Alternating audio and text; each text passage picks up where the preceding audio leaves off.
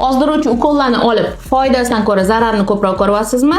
Demak, noto'g'ri ovqatlanyapsiz. Hozir sizlarga nima mumkin emasligini aytib o'taman. Ozdiruvchi ukollarni olayotganda umuman mumkin emas narsalar. Yog'liq mayonez, qaymoq, yog'liq ovqatlar umuman mumkin emas, chunki u oshqozonda so'rilishi qiyin bo'lgani uchun sizni qo'yningizdan aytib ichingizga ketkazib qo'yadi.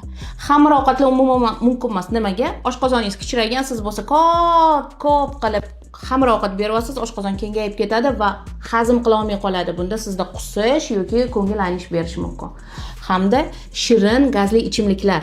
Haqiqatda ozdiruvchi ukollar sizni ishtahangiz bo'lgancha ovqat yegingiz kelmay qolishi mumkin, lekin siz ichishingiz mumkin. Agarda suvni o'rniga siz shirin ichimlikni ichib o'tirgan bo'lsangiz, ishlamaydi dori. Va qilishingiz kerak bo'lgan narsalar.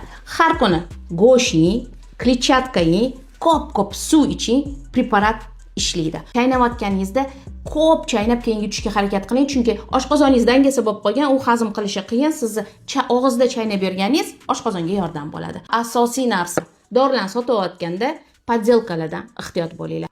Agarda shu bergan ma'lumotlarimdan foydalansangiz va har kuni kamida 10 ming qadam yursangiz, ozdiruvchi ukollar, ya'ni peptidlar sizga zo'r ta'sir qilib, hech qanday osilmasdan chiroyli ozishingiz mumkin. Ozdiruvchi ukollar haqida ko'proq ma'lumotni bilishni istasangiz, YouTube kanalimga video joyladim. YouTube kanalimga o'tish uchun profilim shapkasida havoladan o'tishingiz mumkin.